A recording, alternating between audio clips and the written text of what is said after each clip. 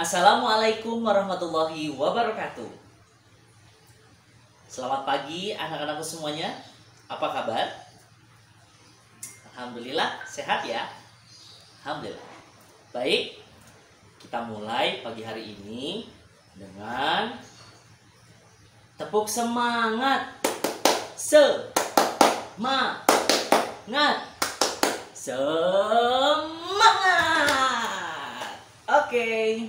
Baik, sekarang mari kita berdoa kepada Allah Subhanahu wa taala. Mudah-mudahan kita semuanya selalu dalam lindungannya. Bismillahirrahmanirrahim. Rabbi zidni ilman warzuqni fahman. Amin. Ya Allah, tambahilah ilmuku dan pertinggilah kecerdasanku. Amin ya rabbal alamin. Baik anak-anakku, sebelum kita memulai pembelajaran, Bapak ingin bertanya, apakah kamu sudah siap memulai pembelajaran hari ini? Siap ya? Kalau kamu sudah siap, simak baik-baik video ini. Baik anak-anakku sekalian, kita akan melanjutkan materi tentang cinta lingkungan. Tujuan pembelajaran kita hari ini yaitu menggali informasi dari seorang tokoh melalui wawancara, mengidentifikasi hak dan kewajiban sebagai warga masyarakat dalam kehidupan sehari-hari, menjelaskan pentingnya upaya keseimbangan dan pelestarian sumber daya alam di lingkungan, mengidentifikasi karakteristik ruang dan pemanfaatan sumber daya alam, serta mengetahui karya seni rupa teknik tempel montase.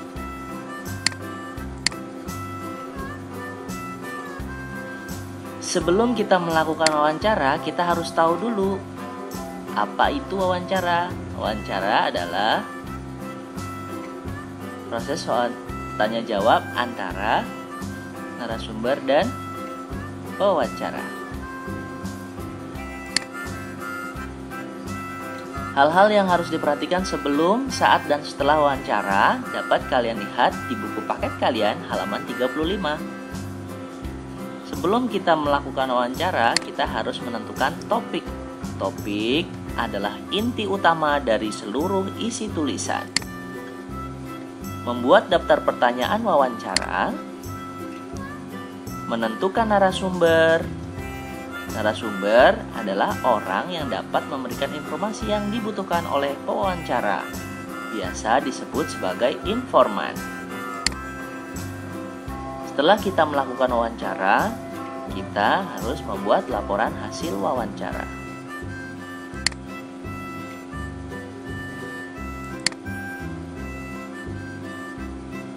Hak dan kewajiban warga masyarakat. Untuk menjaga kebersihan lingkungan, hak kita yaitu mendapatkan udara bersih dan segar. Yang kedua, mendapatkan tempat bermain yang nyaman dan bersih. Kewajiban kita yaitu menjaga kebersihan dengan tidak membuang sampah sembarangan. Yang kedua, melakukan kerja bakti. Hak dan kewajiban menjaga kelestarian lingkungan sekitar, yaitu menanam pohon, membersihkan bantaran sungai, serta membuang sampah pada tempat sampah. Perilaku menjaga kelestarian lingkungan di sekolah yaitu menjaga kebersihan sekolah. Tentu kita semua tahu ya cara untuk menjaga kebersihan. Ya, betul, dengan membuang sampah pada tempatnya.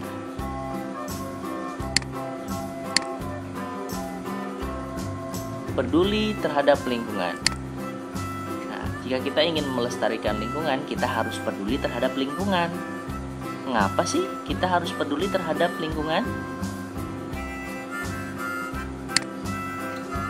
Karena lingkungan yang terawat membuat kita menjadi merasa nyaman.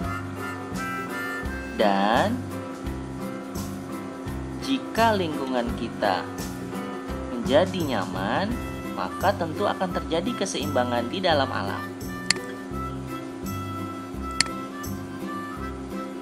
Contoh yang akan dapat kita lakukan atau kita lihat adalah hewan di sekitar kita jika dirawat akan sehat, namun jika tidak dirawat akan menularkan penyakit kepada hewan-hewan yang lainnya. Pohon yang tidak terawat akan terlihat layu dan tidak dapat menghasilkan oksigen.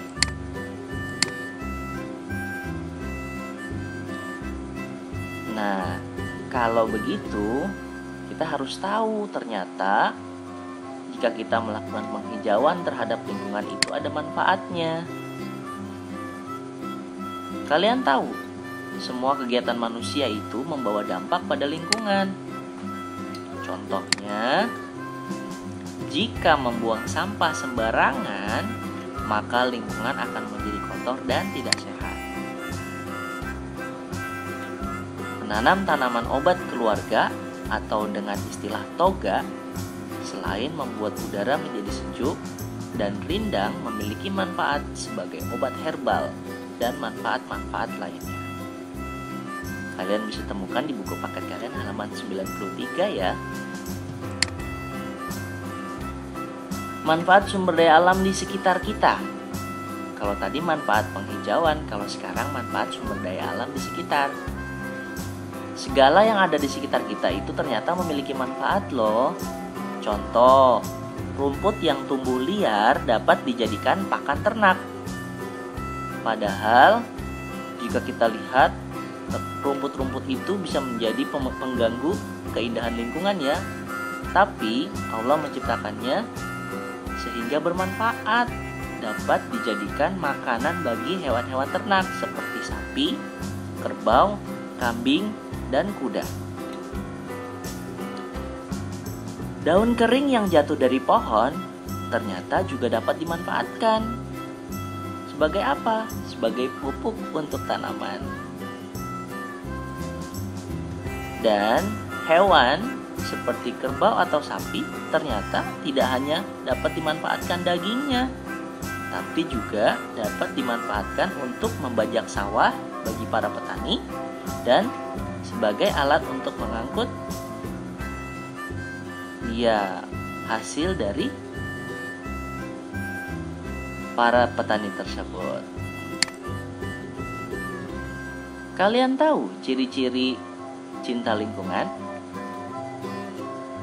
Kalian tahu dong cinta lingkungan itu apa? Ya, cinta lingkungan itu sama dengan peduli terhadap lingkungan. Jika kita peduli terhadap lingkungan, maka kita bisa melihat contoh-contoh sikap peduli berikut. Yang pertama, membuang sampah pada tempat sampah. Kemudian, menjaga hutan agar tidak ditebang atau dibakar secara ilegal. Apa itu ilegal?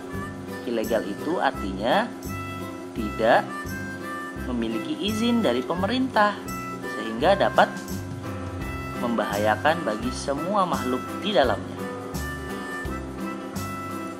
Contoh sikap tidak peduli terhadap lingkungan yaitu membuang sampah ke sungai. Betul, membuang sampah bukan pada tempatnya juga contoh sikap tidak peduli terhadap lingkungan. Mulai sekarang, buang sampah pada tempatnya ya. Kemudian, contoh tidak peduli lainnya adalah membakar hutan dan menebang pohon tanpa izin. Terakhir, kita akan belajar mengenai montase. Apa itu montase? Montase adalah suatu karya seni yang disusun dari sejumlah gambar yang diambil dari berbagai sumber. Montase dapat menggunakan potongan-potongan gambar dari koran atau majalah. Bedanya montase dengan kolase adalah montase menggunakan potongan gambar yang sudah ada di dalam majalah sesuai dengan bentuknya. Kalau kolase yaitu menggunakan potongan kertas yang kita bentuk sendiri polanya. Kalau mozaik, seni menciptakan gambar dengan menyusun kepingan-kepingan kecil berwarna dari kaca, batu, atau bahan lain yang bisa digunakan untuk menjadi mozaik. Berikut ini adalah contoh montase. Di lingkungan yang kita lihat ini, di pegunungan, dapat kita tempelkan gambar-gambar seperti Monas, orang yang sedang mengendarai motor yang bisa terbang di udara, ada matahari, ada UFO, dan ada gorila di sini, serta ada rumah dan dinosaurus. Tentu kalian bisa ya melakukan ini. Iya. Baik anak-anakku, Bapak rasa cukup untuk materi pada pagi hari ini. Jangan lupa ya, kemarin kalian sudah mendapatkan gift dari sekolah. Nah, gift itu kalian kerjakan, kalian cat menggunakan warna, lalu kalian fotokan hasil karya kalian dan kirimkan ke Bapak dan Ibu gurumu.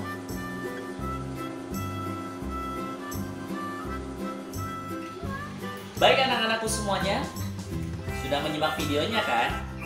Semoga apa yang dijelaskan cukup jelas ya. Jangan lupa, jika ada hal-hal yang ingin kalian tanyakan, ingat selalu tanyakan. Oke? Bapak cukupkan dulu pertemuan kita hari ini. Semoga apa yang kita pelajari dapat bermanfaat dan berguna untuk kita semuanya dan untuk orang lain. Kita selesaikan dengan membaca Alhamdulillah. Alhamdulillahirabbil alamin. Sekian dari Bapak. Mohon maaf bila ada kekurangan. Wassalamualaikum warahmatullahi wabarakatuh.